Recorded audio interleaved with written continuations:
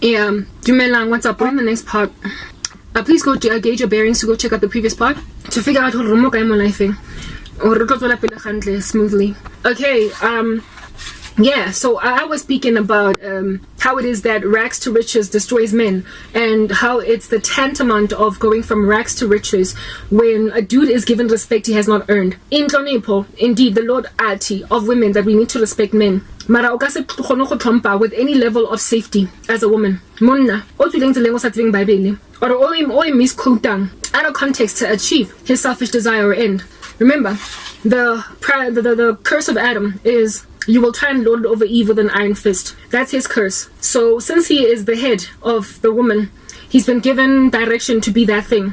The patriarchy is the only acceptable leadership in Christ. The matriarchy is an abomination. Get it? Any structure or system that is being run by women without there being headship by men is an abomination to God. You need to understand that. Unless, of course, that matriarchal structure is for the edification of women, it's okay. But otherwise, if there are men and women involved, but the running force is feminine in nature, it is an abominable structure. That is why it is not okay for women to preach or exercise authority over a man. It's not okay for a woman to stand at a pulpit and minister to a whole bunch of men and women. You can teach women, you can teach men. You can also evangelize women and men, in the sense that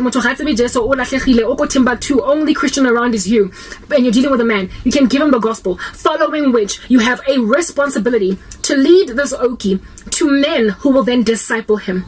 Otherwise, there are going to be complexities and technicalities. God made Eve for Adam, and so therefore automatically when Adam wakes up and sees Eve, what will the guy say? Bandla. Whoa, mtana bantu. This now is bone of my bone, flesh of my flesh. I will call her Eve.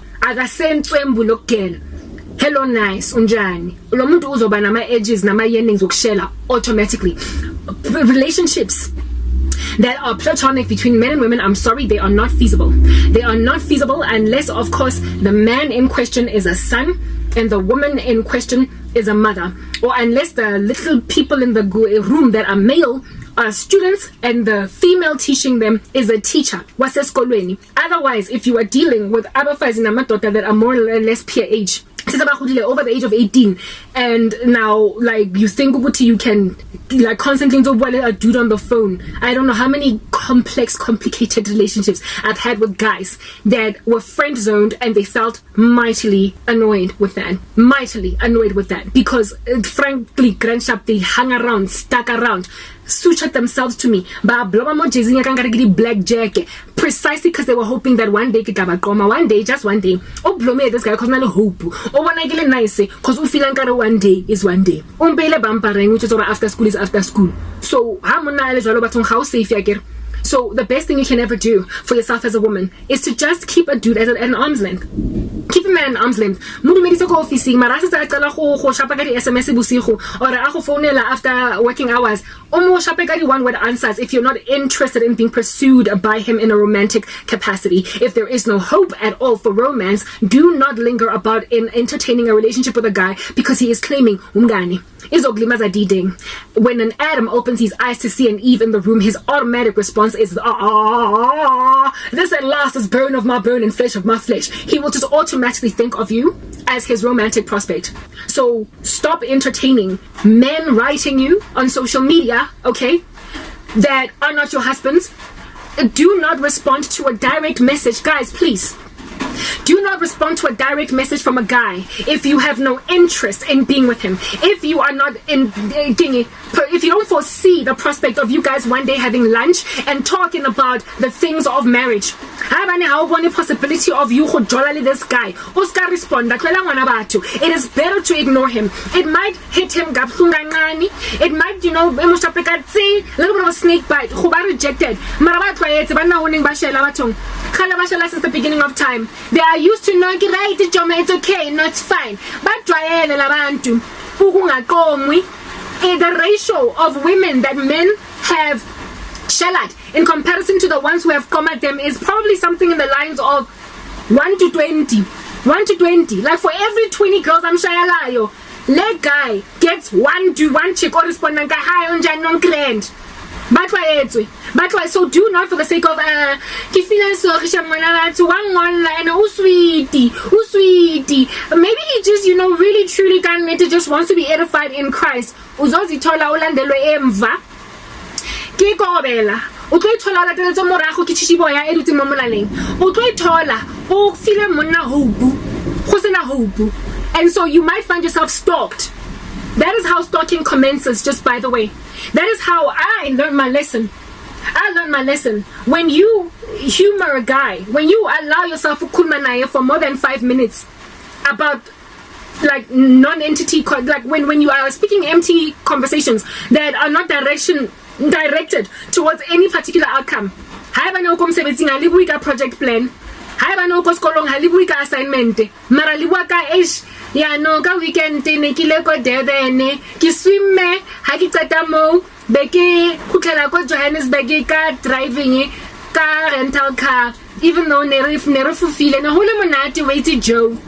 If that is what you're talking with a man on the phone, kontlung a go fonetse ka 10 bosigo o ka weekend o hona ko officing o eme go desk ya gago le bua ka weekend trip ya gago, that dude is sitting you out because there is one mission that he's on, ufuna ultimately to be the one to go with you connect win ya con.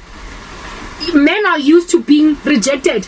Stop being nice. That's what I'm trying to say. Stop being so nice that no matter he's just asking about my weekend, you are causing him to get feelings.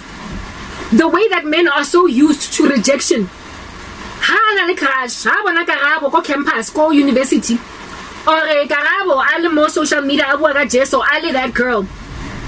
He gets like a little bit of a, man, she's fly, she's cute. Look at her, she potentially could be bone of my bone and flesh of my flesh.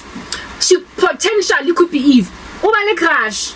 Wako shaba the way that a man would look at a music video of Beyonce and be like, oh, she's so beautiful, snap, right? Mara, who goes and DMs Beyonce successfully? I bet the woman's social media has so many direct messages from complete random fans on some, babe, you're so beautiful, oh my goodness, holla at me. Some of them probably even give her number yabona ba overzealous, banale lofty ambition over someone they cannot have. And it's gonna mess with my software, but we're gonna carry on talking anyway. However, for the better part of the time, I'm gonna slide into the DMs Musadi on social media. He is gambling. Lottery guys. And we have if who's respond now. He's probably DM'd 10 other chicks. And he is expecting out of that 10, let's say 20, let's keep the ratio 1 to 20. He has DM'd 20 chicks today, and he is expecting maybe one to respond, because that's just the trend he's used to. And when you respond, that's when a crush on Beyonce becomes a hope to be with Beyonce. That's when a man is created in his heart hope now that he can be with you. That's when he allows himself to feel for you, to have emotions for you. He imagines Gune shot. So it no longer becomes a star-studded, star-struck fanhood. She's so pretty, let's see if she'll respond to me. It ends up being real feelings. It ends up being feelings. The dude Otola, his heart skips a beat and he's like, yo, she responded. Next thing, he's excited, he's jumping up and down on the spot. You're DMing each other all day long. We just don't know. You go to his profile, guys. Let's move on to the next part. We need to get this out.